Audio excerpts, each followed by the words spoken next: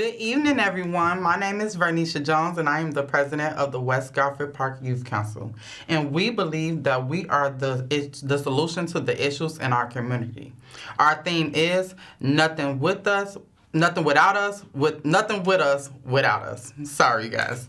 The West Garfield Park Youth Council is sponsored by Fathers Who Care, which is a nonprofit organization located on the west side of Chicago within the West Garfield Park community.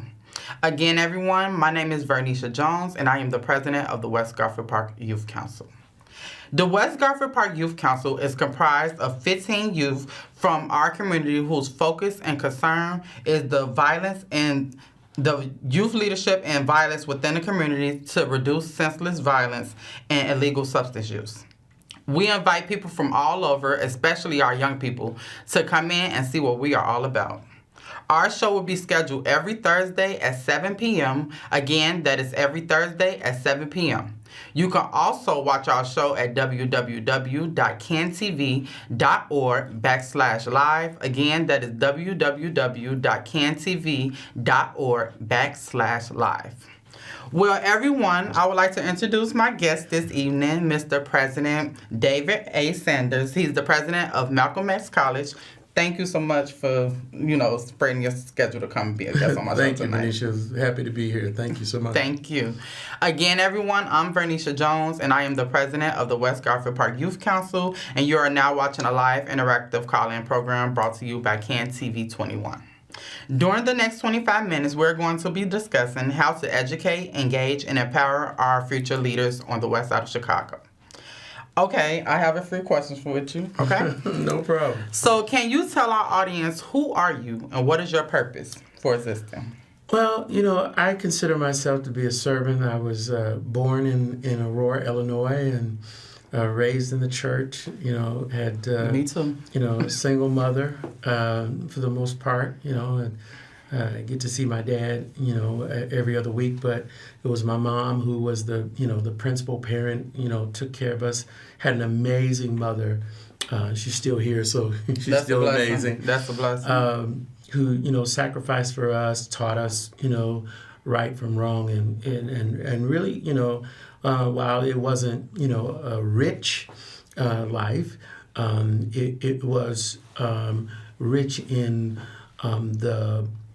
the amount of care and concern that we got from my mother. It was just amazing, and so we were all pushed to go and educate ourselves and to make sure that we became something. And all of my siblings and I have been successful in life, and I'm proud of that. And my mother, all of us are still in church and doing things in the community and working hard. So I'm pretty excited about the life I've had, and it's led me to become the president of Malcolm X, and that I never dreamed of. It wasn't a plan of mine.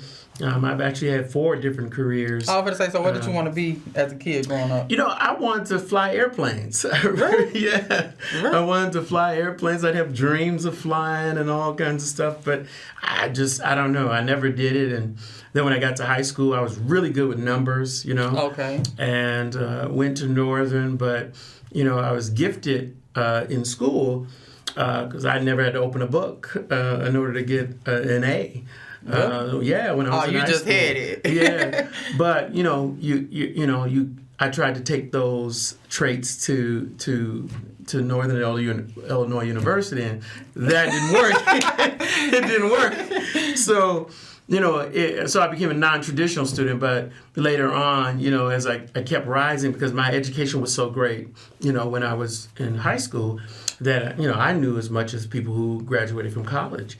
But, it got to a point where, I remember one of my leaders said, "Look, Dave, this is as far as you're going to go. If you don't go back to school, this is it." And that day I went back to school, and in 4 years I had my degree. Oh, okay. I love to hear it. I love to hear it. So how many siblings do you have?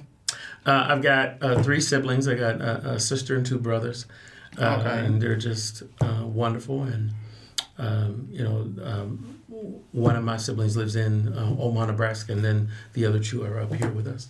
Okay. And this is what you say you're from Aurora, right? Mm-hmm. Okay. Well, I live in Chicago now. Okay, but you're from Aurora. Yeah. Okay. And so as far as you said, I heard you say you done did a lot. I read your bio. You have, like I told you have done a lot. Yeah. And I see, so you say you're the president of Malcolm X. What made you transition into wanting to do that? It's just one of those things that I kind of fell into. Okay. It wasn't a plan, Okay. and, in my life, I've been successful because most of the time, in fact, every job I've had, somebody came and asked me.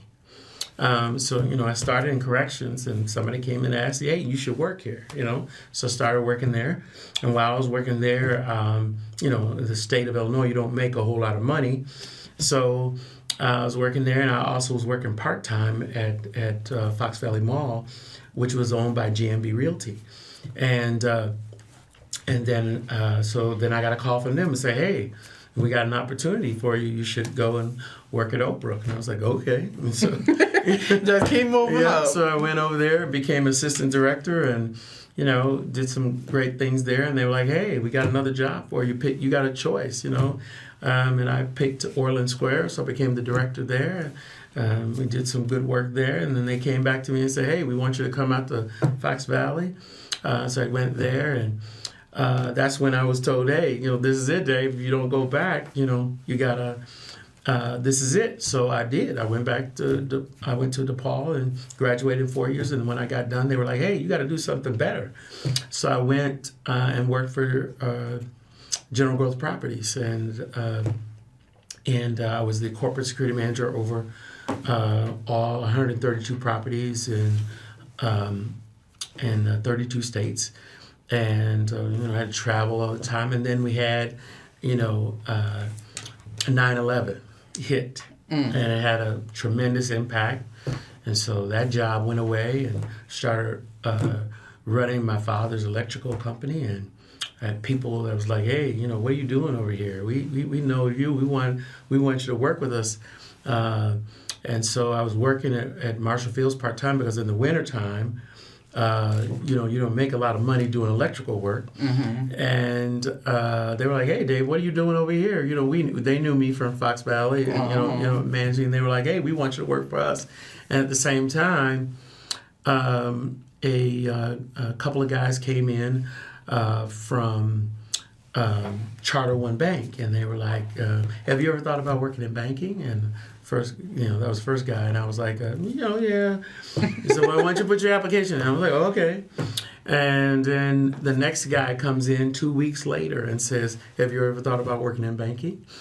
And I start chuckling. He's like, why are you chuckling? I said, because the same, another guy Somebody asked just me came the and said exact the same same thing. question. He's like, well, who wasn't? I pulled out the card. He's like, I'm his boss's boss.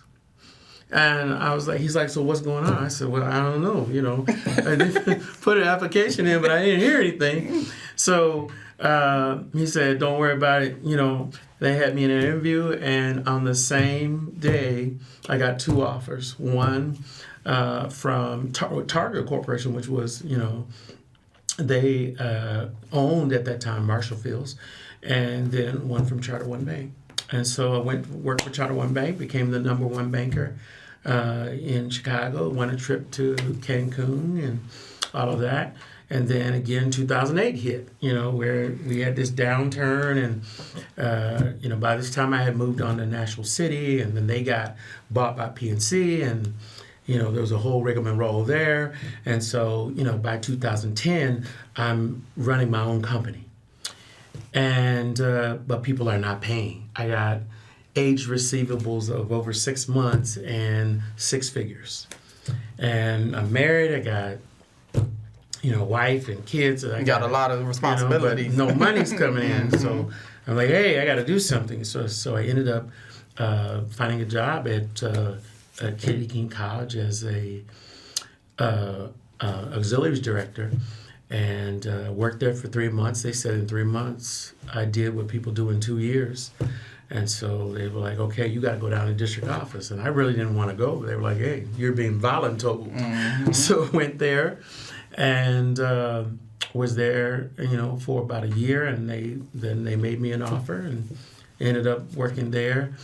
and doing the budget for a year and brought in some new initiatives, and they were like, look, you've done great. We want you to serve as the chief operating officer. And so I got promoted and was responsible for building the new Malcolm X College and the new TDL Center at Olive Harvey. And about 3 years later, they came back to me and said, hey, we got to make a change in Malcolm X and we need you to be the president. And it's just been a whirlwind since then. It's been a whirlwind the whole time. Because that just shows you that, like when we was talking out there talking about how anything is possible, you just a person that shows that anything is possible, because you could tell that you went through. Because my next question was basically asking you about what made you want to go into the work of education. And we basically had that conversation of you saying it wasn't that it was something that you just genuinely wanted to go to. You did this, you did this, you did that. And that just shows you, for young people, where it's like, it's a situation where it's like, don't never hold yourself into a box. Try this, try that, try everything that you can try, because you never know what it is that you would like. Because that you just shows you're an example of a person where it's like, you never know what it is in the world that you would want to do unless you step out and do different things. Well, I think the thing is that you have to believe in yourself. Mm-hmm. You have to believe in what God made. Yes. And I believe in that. And, I live by a certain code and standard, and, that's my life. And I just believe in, that, whatever He puts into my hands, it's going to prosper. It's going to be better. So, every job that I've had, when I left, it was better than I came. Okay, amen. I love to hear that. I love to hear it. So what do you feel is the biggest issue our future leaders are facing? I think there are a myriad of issues our future leaders are facing, and it's sad, when you think about the crime that's going on in our city, when you think about, the morals and the values and the ethics that I think are displayed, when you think about the strife politically, we've got people who are saying things and doing things that I just have never seen before. We're calling people out of their names. We're, attacking folks. We are lying and we're being deceitful, and this is all happening in front of everybody. And we're trying to make that right. It's not right. Mm-hmm. And I just don't understand the culture that is being presented to our young people.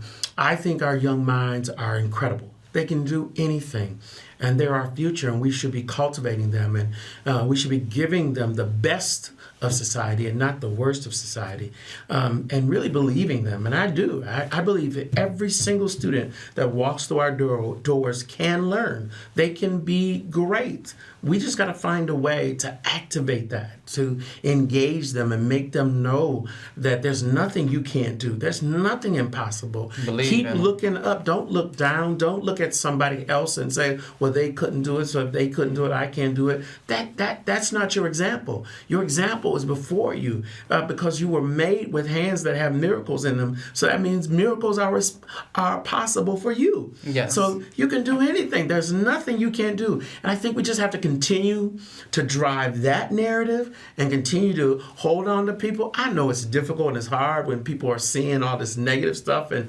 you're not having a lot of people like you that's encouraging the young people and letting them know that you can do it, because you have people like, it's a 1 out of 10 of people like you that's in young people's lives telling them, because it's like, just like me, I'm 27, but if I hear every blue moon, I hear one person telling me like, you can do this, you can do that, you can do that, but then I hear 9 different people on a regular telling me like, you're not gonna make it, You're not gonna be able to do this, you're not gonna be that, you might as well stop. It's like that one person, it's very rare that one person could really motivate you.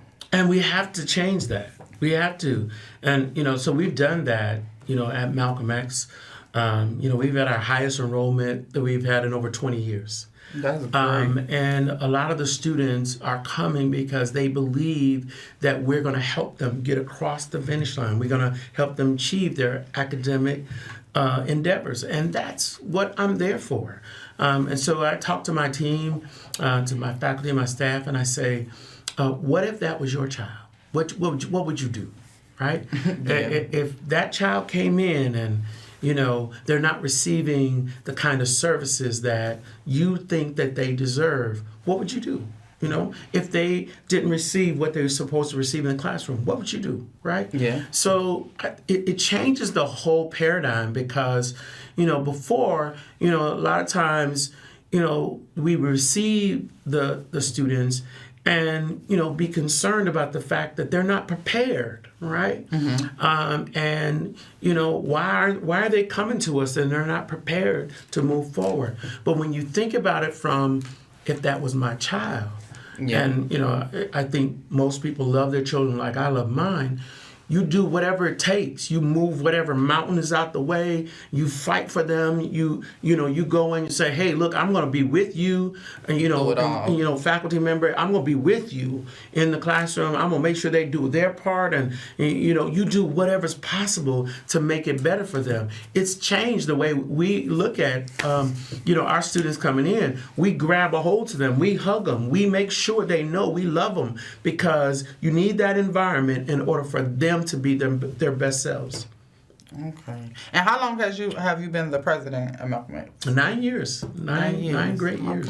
Okay. Yeah. And so as far as so I heard you speaking on like with the young people, you guys are, you know, being involved in what they got going on. Do you guys have things where outside of school, if they're not in school, that you like mentorship programs where kids could actually reach out to teachers, reach out to certain people in the building when they're not in a school building? Yeah. It's funny you should ask that. So, you know, that's really one of our greatest successes is that we don't just sit there and say, you know, well, it's not working, you know, oh, well, nothing we can do. We look at what can we do to help it to be better. Okay. So back in 2021, fall of 2021, you know, I got our retention data. And our retention data was 72% for the entire college. And for those that don't know, in academia, 70% is a good retention rate, Okay. right? So obviously we were doing pretty good. You know, always can do better, but we're doing pretty good. But I said to the team, disaggregate the data. I want to see what's happening with our black males. I want to see what's happening with our Hispanic females. You know, I want to see everybody. And see what the problem really lies. Right. And that told the story. Our African American males were being retained at a 57% clip. And so our then dean, I said to her, listen, I need you to develop a program for the black males. So we developed what was called an African American Male Mentoring Program. And we took 20 of our faculty, staff, and administrators that looked like the students, and we paired 2 students with each employee. And we gave them our phone numbers. We were available to them 24/7. We had a conference for them. We'd have regular meetings with them. We would engage with them. And at the end of semester, those young men, right, who were in this program had a 93% retention rate. That's great. Yes. So going from 57 to 93. So we wrote that up, and Congressman Danny Davis heard about it. He said, why don't you apply for a congressional earmark? We did, and we won $1 million. And so then we took that, and we applied it based on some of the things that we had heard from the students and some things that were going on in the city of Chicago. So we had heard that we weren't representing the city and our populations well because EMT paramedics were not being hired at the same percentages of the black population in Chicago. So we worked with Quentin Curtis and the Black Fire Brigade and Terry Winston, and we set aside $500,000 to work to ensure that there was a pathway for those students to become EMTs and paramedics. And then we set the other $500,000 towards a study abroad program and to take the 100 black men to Africa. So free of charge? Free of charge. And how long? Well, we go for about a week. Sometimes 8 days, 9 days, depends on the airfare, or the airline and their schedule. But we decided to do it because when we were talking to the young men, they said, we don't really know who we are.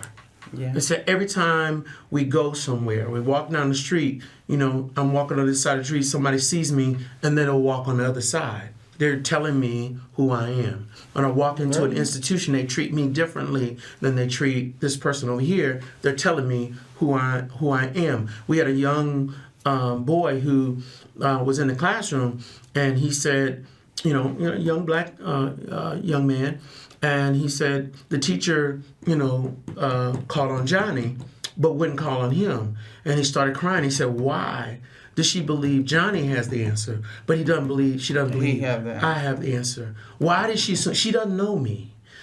So we really felt like it was important for us to take them back to the homeland. Yeah.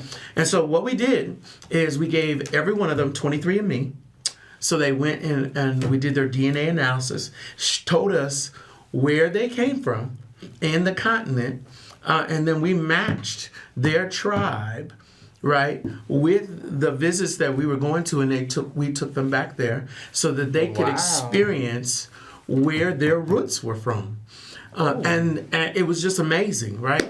And we went to Accra, Ghana, and they experienced a naming ceremony. So they got their African name while they were there. You know young people. They don't like to get up in the morning. Yeah. Okay? They was up super early. They were up super early to go to the naming ceremony because it was a big deal. It was like, oh my God, I'm going to get a new name. And it's something they're not used to. Right. Yeah. They're not used to feeling important and feeling like, they mean something to somebody. And they got a kente, they got everything. They were like, this is amazing, right? And they came back renewed. They knew that the power that's in them allows them to say, I'm going to make a change. Yeah. And I don't have to wait for the government. I don't have to wait for this person. It starts with one. Yes. And so, those are the kind of things that we do. Of course, we have all kinds of programs. We have adult ed programs all throughout the community. We go to community-based organizations. We work with them. We partner with them. We partner with schools. We partner with entities. We do a whole bunch of things to make sure that our students are successful. That is great. I seen y'all put up the 5-minute mark. But thank you guys. I really appreciate you coming to speak with everyone today. This is President David Sanders, if you guys are just now tuning in. And we're just basically discussing the success of Malcolm X and the great things that they got, that you guys have going on. If anybody, before we get down to the end, if anybody are trying to contact or need any information or anything, how could they reach out to you? Or please reach out to us at 312-850-7000. It goes right into our phone bank, and somebody will take your information, get back to you, or they'll register you right away. It's our goal to ensure that education is available to every person that needs it. Listen, we did some research. Everywhere where education is high, crime is low, wages is higher. Check it out.